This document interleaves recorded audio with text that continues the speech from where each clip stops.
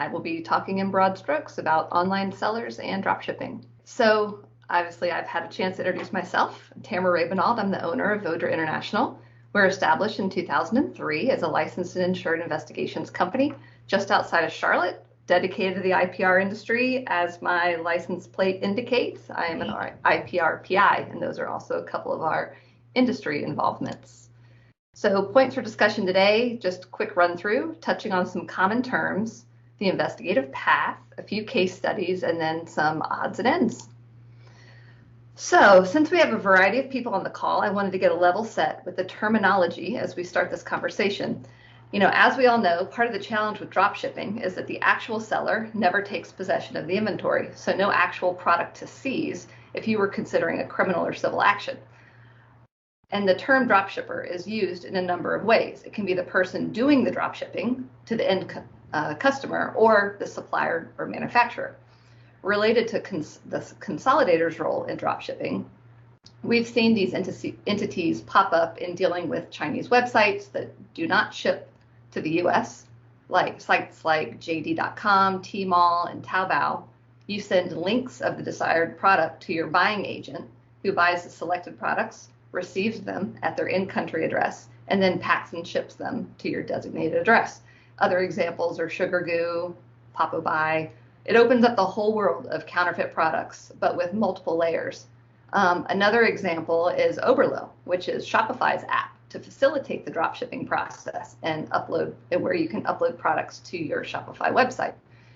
As we tend to use some of these terms a bit interchangeably, I also wanted to address the concept of a broker. A big difference here is that a broker doesn't represent him or herself as the owner or the one responsible for the goods. They're a step removed in looking to make a deal. These intermediaries move pallets of overstock, second quality merchandise, and off-season products to whomever is interested in buying. Our undercover companies have been connected to the international broker network for the last nearly 20 years, and we receive hundreds of offers every week of a wide variety of merchandise that may be landed in the US or sitting in a warehouse overseas and available for import.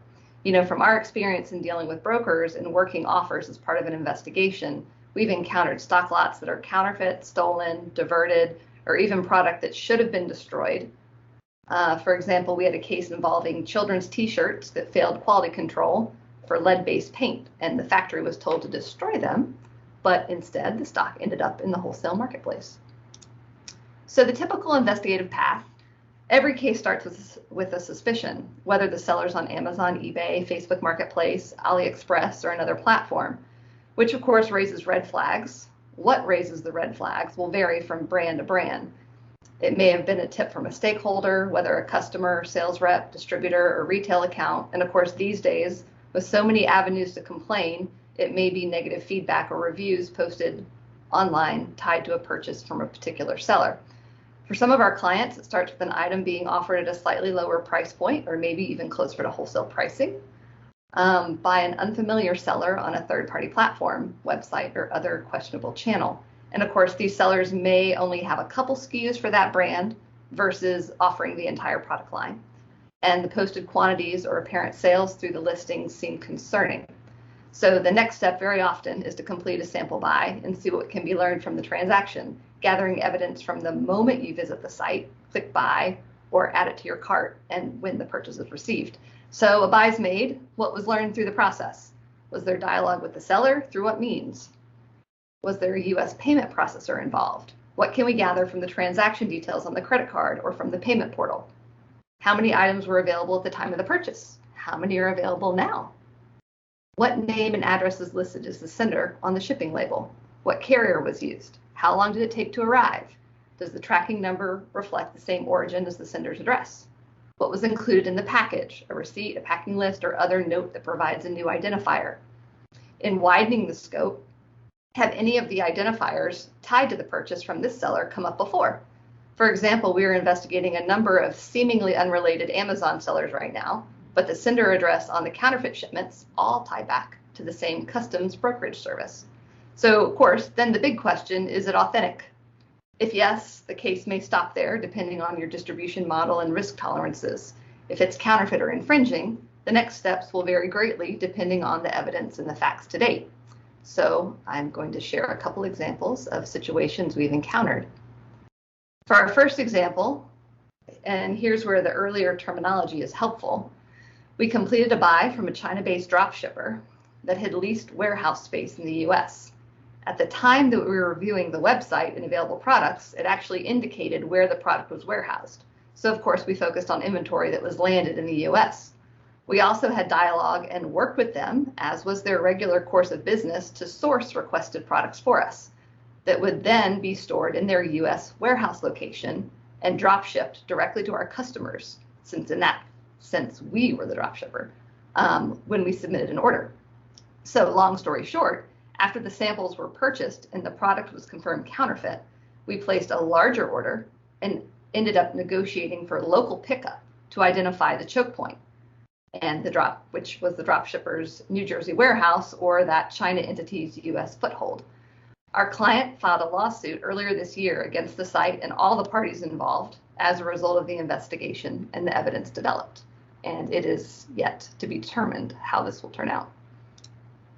Another case study and very different origin and outcome. This investigation occurred prior to September 1st, 2020, which of course that was a big day in the brand protection industry because that was when Amazon began displaying a seller's name and address on their profile page, which it's better than nothing, even though it's often still lacking in accuracy. But anyway, if you're familiar with Amazon's brand registry, before they posted anything identifying on the seller's profile page, we relied on the ships from field to quickly look for product origins for our clients' ASINs. So this is an inside shot of the brand registry. So even if the product was actually FBA, the ships from field would indicate where the product originated from when it was received by Amazon's fulfillment center. So this seller, let's call him Sid. So just, envision that mean punk kid from Toy Story. So Sid, although his listings were FBA, the product was received by Amazon from China. Since our client manufactures domestically, it was our client's assertion that if this seller was supplying any kind of quantity, it was a solid indicator that the product was counterfeit. Fantastic. As a result, over the next couple of months, we submitted multiple NOCIs, Notice of Claims Infringement, using this as our authentication indicator against a few different ASINs for multiple sellers, including Sid. And as a result, we also had email with contacts at Amazon's legal department about quarantining the inventory because customers had complained after buying and using the drill bits that had shattered and broken. So there's an obvious health and safety risk. Now, just kind of a side note that complicated this situation, our client also had authorized distributors on the platform who were allowing their FBA inventory to be commingled. So if you aren't aware of how Amazon deals with fulfilling orders for items eligible to be stored as commingled inventory, or if you ever hear someone ask if commingling is a good idea, no. The answer is no. Quick spoiler alert, just because you buy from a highly ranked and reputable seller, it doesn't mean that you will receive a unit from their FBA inventory if the counterfeiter is also commingling their FBA inventory. So talk about confusing for consumers and really pisses off investigators if we're making sample buys. Anyway, if you want to know more about that, feel free to reach out to me after this. So anyway, as we worked with the client to address the commingling process with their distributors and recall that inventory, we noticed this interesting change in the brand registry. The ships from moved from China to California. As a result to the disruption in their sales process between the NOCIs and Amazon quarantining their FBA inventory, the seller changed tactics, pulled any FBA inventory that they could, and started shipping orders using an agent with an independent warehouse instead. Of course, this also meant that their Amazon listings indicated it was shipped and sold by the seller instead of FBA, which is certainly more appealing to us as investigators. Not to mention, it eliminated the commingling issues for that moment. So in the course of Sid's transitions from FBA to shipped and sold by seller, we made buys from Sid and others, which identified addresses that were determined to be warehouses with locations in California and New York.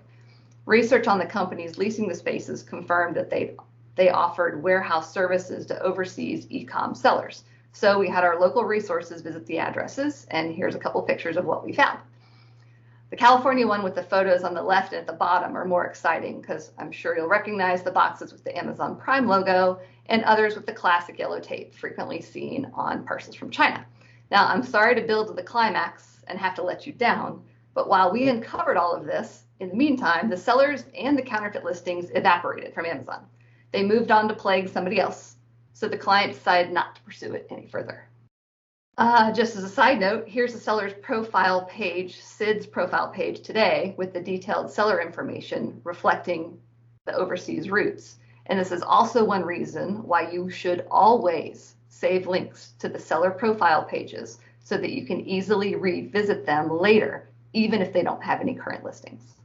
Okay, so now on to some other odds and ends, and as they all relate to manufacturers supplying dropshippers.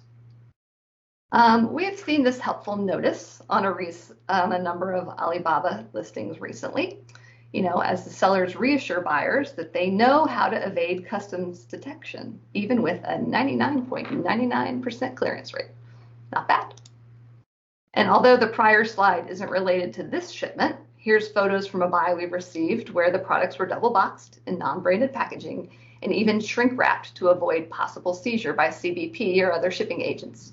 Obviously, it worked in this case because we received it. We've seen this practice used on purchases from anything from a handful to hundreds of units.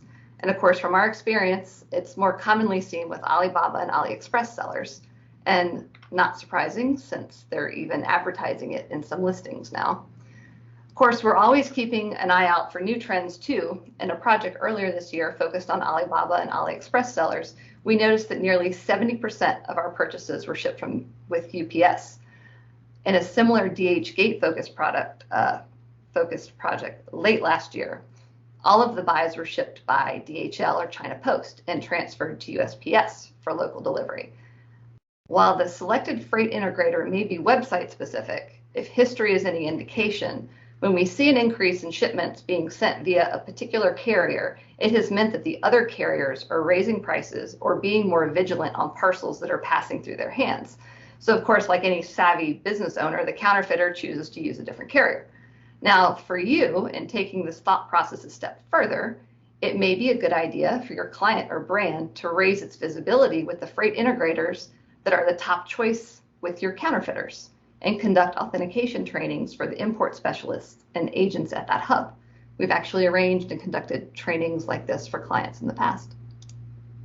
Now, I'm sure you're familiar with parcels from China containing incomplete or inaccurate sender details, which of course makes it even more challenging when you make a buy from a nondescript seller ID like Yaya33 on an international platform.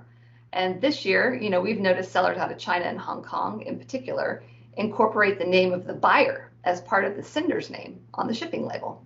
So the sender will include the first or last name of the buyer as part of the entity's name on the shipment. The first one is an example from an online buy that we made. The other three are examples from the importer and exporter names as provided on U.S. Customs seizure notices that we investigated. Now, and a point about the last one, I just wanted to share it as an interesting example of a parcel seized by CBP as counterfeit and destined for one of Amazon's warehouses. But if you think about it, Amazon is not actually the bad guy here. While Amazon was listed as the importer on the CBP seizure notice, and we all know that they import products since they are a reseller too, CBP seizure notices never give you the full story, as they only provide the name and address of the importer and the exporter, or the consignee and the shipper, as they are called on this bill of lading example from import records. Now, keep in mind that in this dropshipping web, there is often another party involved who could be a lead and is not included on a seizure notification, and that's the notify party. The notify party is who is contacted when the shipment arrives. It may be the buyer or dropshipper, a customs broker, the shipping agent, or another entity that has an interest in the safe arrival of that shipment. In the case of the seized shipment imported by Amazon, it's likely that the notify party would have been of real interest. Import records are another resource that we regularly access when conducting investigations involving dropshippers. Although the databases only reflect sea freight, it may still help provide some perspective of the possible scale of sales activity through shipments tied to a particular consignee, notify party, address, or shipper. So that wraps it up for me, and I hope you learned something or picked up a new idea or two to ponder. And again, really appreciate the opportunity to share with you.